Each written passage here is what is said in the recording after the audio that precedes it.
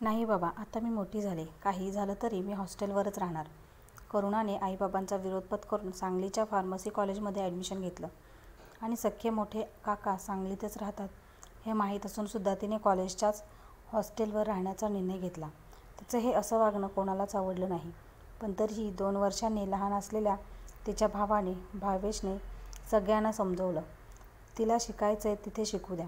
शिक्षणासाठीच तर चालली आहे ना ती, मग नका अडवू तिला बाबा, असं म्हणत आईबाबांची त्याने समजूत काढली. शेवटी सर्वांनी उसणं अवसान आणून चेहऱ्यावर हास्य पसरवलं आणि तिला तिच्या शिक्षणासाठी निरोप दिला. करुणा अभ्यासात तशी हुशार होती. मन लावून अभ्यास करायची. तिच्या शिक्षणासाठी तिचे वडील किती कष्ट घेत होते ह्याची तिला जाणीव होती. तिच्याकडून सगळ्यांना किती अपेक्षा आहेत हे सुद्धा ती जाणून होती. म्हणून अभ्यासात ती अजिबात कसूर होऊ देत नव्हती. तसंही तिने जिद्दीने फार्मसीला ॲडमिशन घेतलं होतं म्हणून चांगले मार्क्स काढणं तिला भागच होतं. फार्मसीची माहिती असली तरी अभ्यास थोडा वेगळा होता. पहिलं वर्ष तिच्यासाठी थोडं अवघड होतं. तरीही दिवसरात्र तिने अभ्यास करून 2रा नंबर काढला. अभ्यासाखेरीज ती दुसरा कसलाही विचार करत नव्हती. फिरणं वगैरे नव्हतं. मैत्रिणींचा गोतावळासुद्धा तिने कमीच जाणवला होता. त्यातसुद्धा अभ्यासू जास्त होत्या. कारण जेवढ्या हट्टाने आपण शिकण्यासाठी आलोय त्याची सतत करुणा जाणीव ठेवत होती. तिच्या अभ्यासातील प्रगती पाहून तिचे आईबाबा, भाऊ आणि इतर नातेवाईक चांगलेच खुश होते. सेकंड इयरची सुद्धा तिने चांगलीच तयारी केली होती. परीक्षेचे सर्व पेपर तिच्या अपेक्षेप्रमाणे चांगले लिहिले गेले. परीक्षा देऊन ती सुट्ट्यांमध्ये मुंबईला आली. सगळ्यांना आनंद झाला. बहीण भावाची दंगामस्ती पुन्हा चालू झाली. हॅलो, मी प्रितेश. मला मिस्टर वसंत साने यांना भेटायचं होतं. समोरच्या फ्लॅटमध्ये एका खाजगी कंपनीत काम करणारा प्रितेश डिमेलो, बायको वनिता व 10 वर्षाचा डेव्हिड सोबत राहायला आला.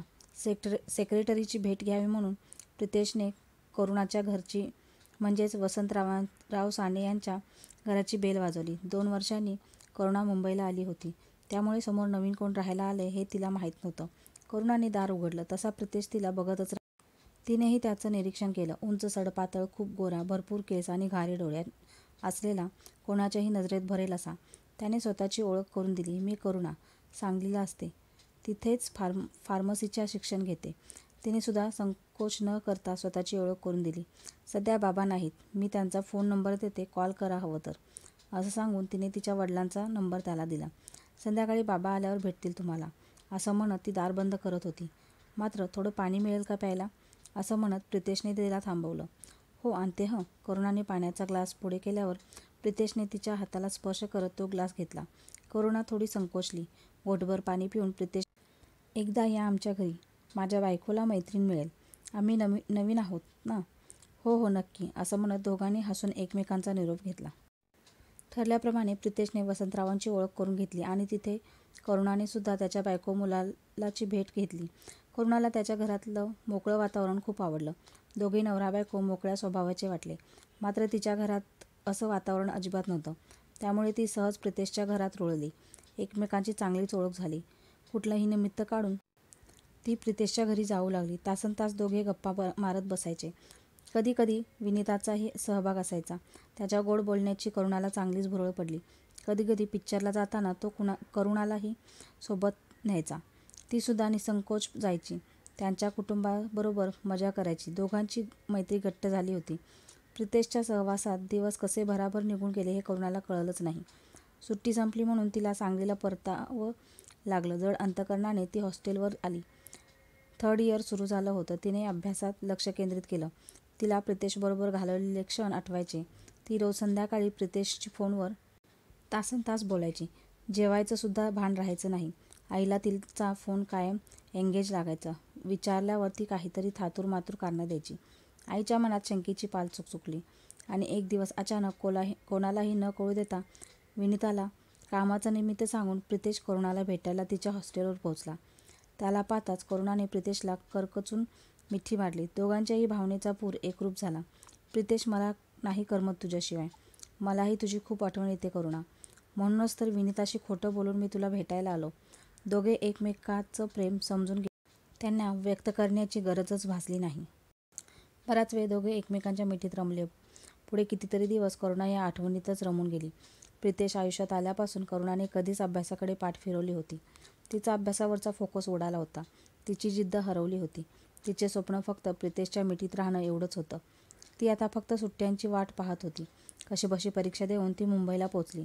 प्रथम प्रितेशची भेट घेतली व नंतर आईबाबांची. तिचं नेहमीप्रमाणे प्रितेशच्या घरी जाणं येणं वाढलं. तिच्या आईला थोडा संशयही आला. परंतु करुणाने, अगं त्यांच्या मुलाला गणित शिकवायला जाते, तो गणितात थोडा कच्चा, म्हणून ते मला बोलवतात. तू उगाच एवढा विचार करतेस. तुझ्या बाबांना ते आवडणार नाही करुणा. जास्त वेळ थांबत जाऊ नकोस. त्यांचा राग अजून तू बघितलेला नाहीस. काळजीने वाग आणि अभ्यासात लक्ष घाल. बरं म्हणत करुणाने वेळ मारून नेली.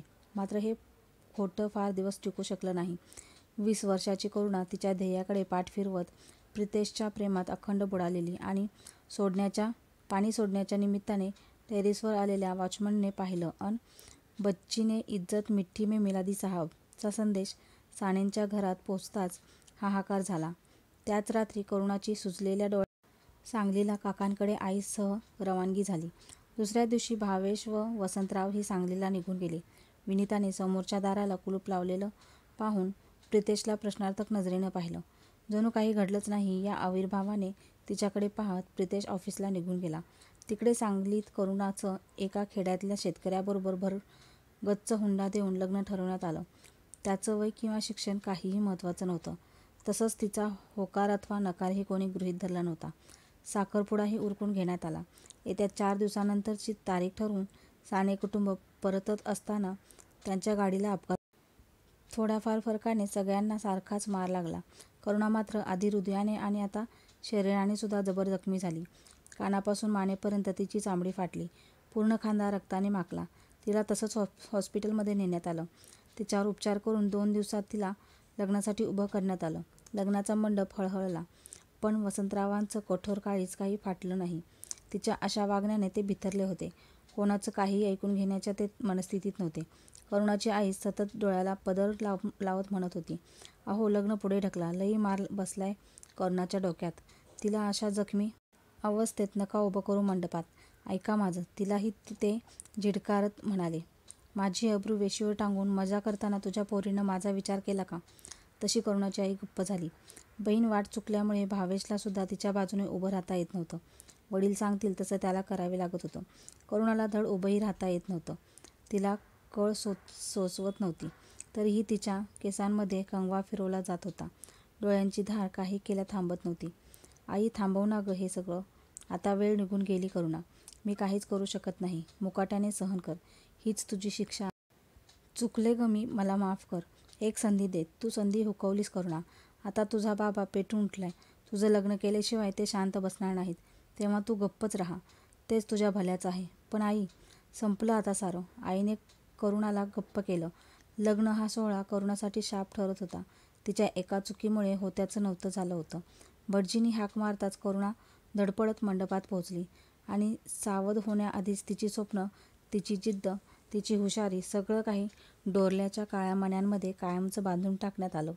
एका चुकीची शिक्षा डोरलं कायमचं तिच्या गळ्यात अडकवलं गेलं. तिला मात्र केलेल्या चुकीचा पश्चाताप हमसून हमसून रडवतच होता.